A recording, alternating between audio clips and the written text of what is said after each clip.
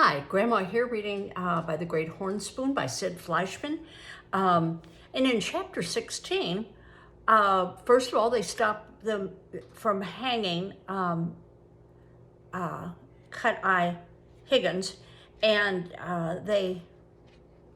because they said everybody needs a dentist in town. But they said when another dentist comes to town, they were going to hang him. So would Praiseworthy and Jack please dig his grave? 6 feet down, but they only went 2 feet and they found gold nugget. Chapter 17, the 15th of August. And in case you forgot, Praiseworthy said he was going to wrestle the mighty ox of another town who doesn't read or write. And Praiseworthy thinks that's going to be helpful. Jack very nearly jumped a foot. "By the Great Horn Spoon," he yelled, "look! I see it! Pay dirt!" And Praiseworthy exclaimed, "Yeller as can be." The gold revealed itself like bits of sunlight trapped in the loose earth.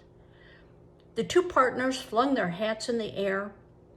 In sheer exuberance, they clasped arms and swung around and around in the oblong pit.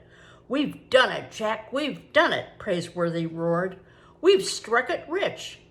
It was a moment before Jack in his excitement realized that Praiseworthy had called him Jack. Not Master Jack, just plain Jack. The way he always wanted to be. He thought he'd never stop leaping for joy, but then he fished out a gold lump and beat it with a stone, flat as a button. "Cut some stakes, quick, Jack." Anything would do. Praiseworthy drew his tattered umbrella from their pack and pounded it into the ground. It made a fine corner post for their claim. Jack stripped a fallen pine limb with their clasp knife.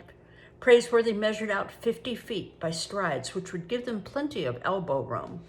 Soon they had the boundaries staked, and Jack ran from corner to corner, hanging tin cans in place. They had their claim, legal as can be. And Praiseworthy laughed. "Cut-Eye Higgins has done us a good turn in spite of himself." After the first day's washings, Praiseworthy went to Coloma to buy a long tom, and Jack stayed behind with the squirrel gun to keep an eye on things. Within 24 hours, miners had staked claims everywhere around them. The place quickly got the name of Gravedigger's Hill. Praiseworthy and Jack worked from morning till night. They carried pay dirt bucket by bucket down the slope to the sluice box in the river. The hole grew wider and longer. They filled a buckskin pouch and tied it off at the top. Hour after hour, Praiseworthy swung the pick, and day after day, Jack emptied bucket after bucket into the long tom. Their fortune grew heavier. "Won't Aunt Arabella be surprised when we walk in?" Jack grinned one night after supper. Praiseworthy was smoking one of his long nine cigars. "Why, we'll be able to use sacks of gold for doorstops." Praiseworthy gazed into the coffee fire, and his fingers touched Miss Arabella's small portrait buttoned in the pocket of his shirt. She was so far away, a continent away in Boston. He wondered what she was doing at that very moment. Staring into the fireplace and thinking of him, perhaps. But that was nonsense, he told himself quickly, and turned from the fire. He must not forget his place. Now, what all that means is he really has a soft spot in his heart for Aunt Arabella. He's possibly in love with her, but he knows that he's her butler, and it just wouldn't do for her to marry a butler. Praiseworthy gazed into the coffee fire. Oh, we already read that. Once back in Boston, he would take up his old duties again. He was, he reminded himself firmly, born and bred a butler, like his father before him and his father before him. Miss Arabella would be lost without him. Why, Boston would never accept him as anything but what he was, a butler. Still, Boston was a long way off, and there was the sound of the river below to enjoy and the cigar between his teeth to savor. One morning, a miner came rushing up the hill from Shirttail Camp. "Doc Higgins has escaped." "What's that?" said Praiseworthy, dropping his pick. "Yep, during the night. He used them forceps of his on the jailhouse we built. Pulled the nails through like he was yanking teeth and got a board loose. slipped right out. He's long gone by now, and good riddance. Praiseworthy wiped the sweat that had rolled down his whiskers. Maybe he learned a lesson, but I doubt it. He's just running from one noose to another. There are plenty of hanging trees in the diggings, and he'll be standing under one sooner or later with his feet off the ground. After almost 2 weeks of busting ground and shoveling dirt, their claims began to pay itself out. The washings grew thinner and thinner. One by one, the other miners gave up on Gravedigger's Hill. It had boomed, and now it was dying. The boomers pulled their stakes to follow rumors of some other gold strike. On the morning of the 15th of August, the day Praiseworthy was to face the mountain ox in a bare-fisted combat, the two partners struck their tent. Praiseworthy seemed in no hurry to keep his appointment in Hangtown. Jack wondered if Praiseworthy had changed his mind. Well, not on your life, Jack. We'll make it. Jack blindfolded Stubb and they loaded up. They had 11 heavy pouches of gold dust worth a fortune in San Francisco. Provided we get there, mused Praiseworthy, we might meet up with road agents again. Exactly. The squirrel gun of ours barely scares off squirrels, Jack. I think the time has come for shooting irons. Jack's heart took a leap. A four-shooter? I think a four-shooter would be an excellent choice. They stood for a moment, gazing at their claim. The umbrella still rose from a corner with a tin can on top. Praiseworthy left it there. Gravedigger's Hill had been good to them, and they walked away as if they were abandoning an old friend. Almost at once, several Chinese miners with pigtails dangling from their flat straw hats moved in to work over the diggings. Good luck, boys, Praiseworthy called. At Coloma, they traded in their pick and shovel, tint, and gold pans. They wouldn't be needing them anymore. They left Coloma on the stage, each with a revolver tucked in his belt. Jack rubbed his hands along the butt of the four-shooter. He felt invincible. He turned for a last look at Stubb. They'd sold him to the justice of the peace, and at that moment the official was sitting in the dust, with his legs spread out before him. The burro stood, looking very pleased with himself. I forgot to tell him Stubb thinks he's a mule, said Jack. Praiseworthy smiled. I'd say the justice of the peace just found that out for himself. They reached Hangtown late in the afternoon. The main street was hung with bunting as if it were 4th of July. The place swarmed with miners, horses, mules, and burros. It looked to Jack as if every man and animal in the diggings had come to town. When Praiseworthy stepped out of the stagecoach, a shout went up. There he is! It's Bullwhip himself! Pitchpine Billy rushed over with his ears bent under the weight of his hat. It's about time, he spit. The boys was grumbling that you run out on that match. Not that they blame you. Howdy, howdy, Jamocha Jack.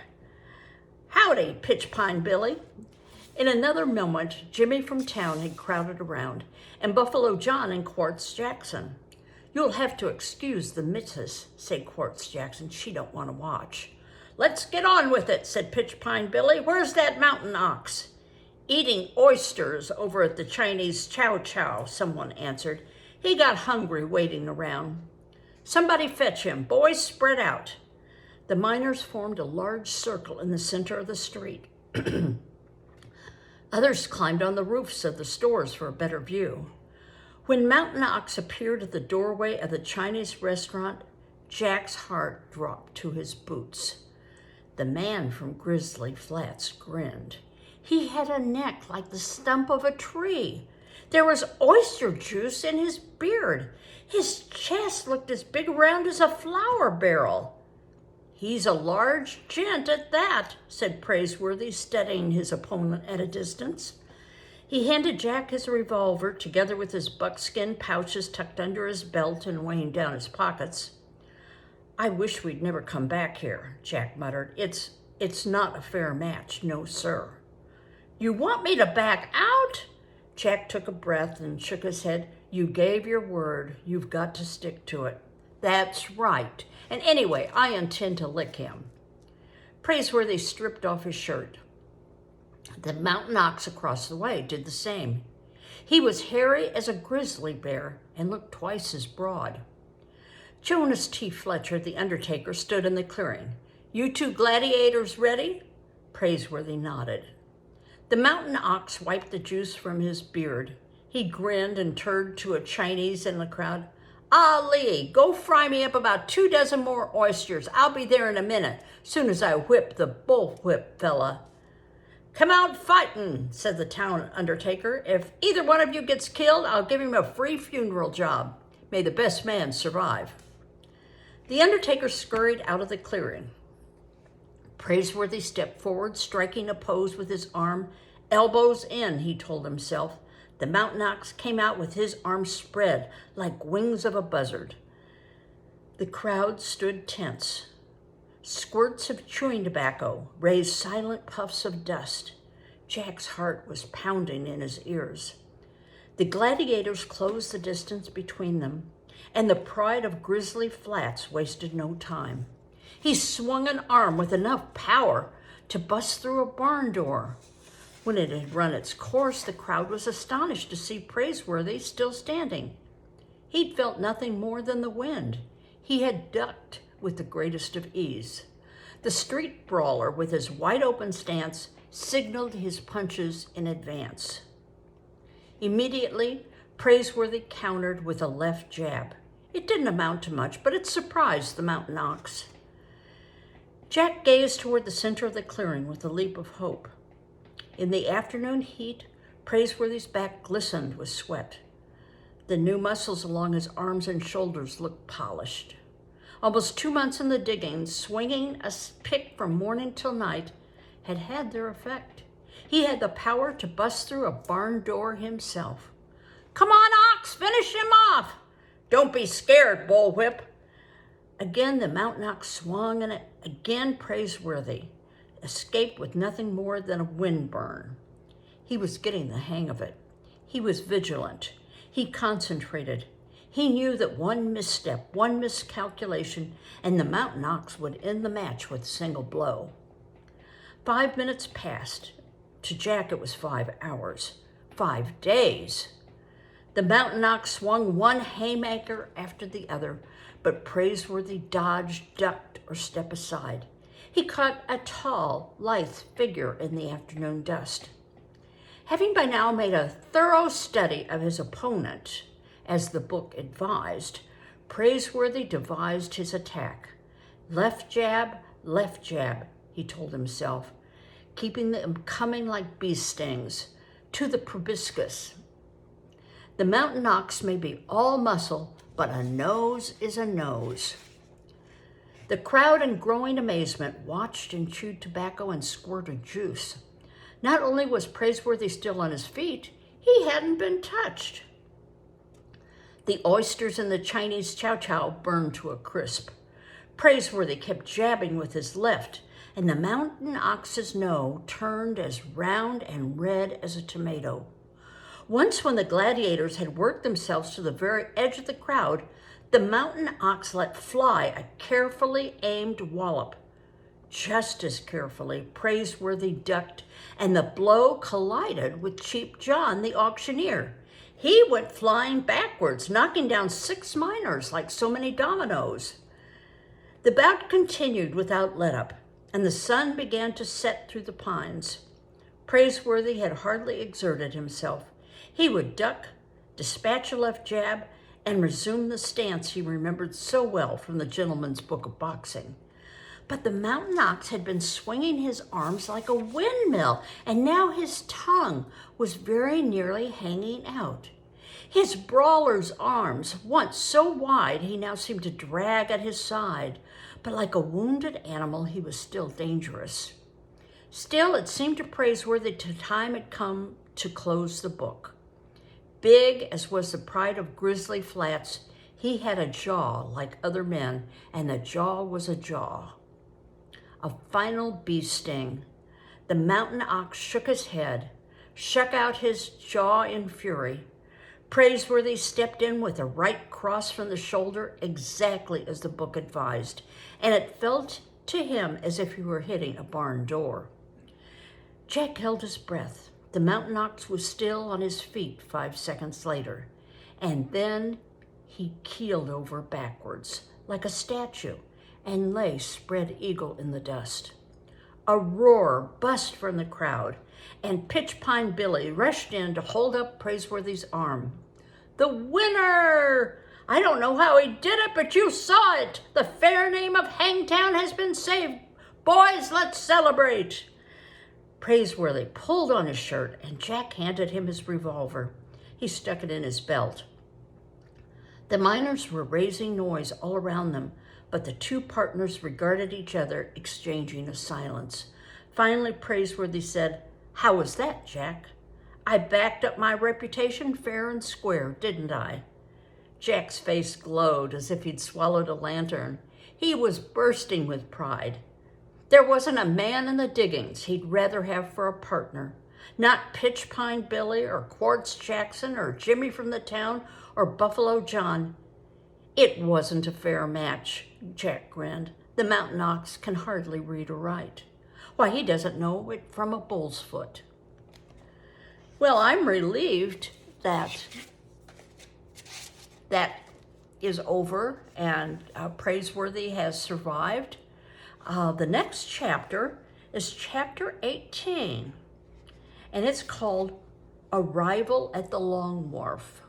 So I think that Praiseworthy and Jack now are going to go to San Francisco to the wharf to go back to Boston. But I'm kind of curious about the title. It says The Arrival. So maybe the ship is just now coming in and they're going to get on the ship to go back to Boston. Well, we'll see. Bye-bye.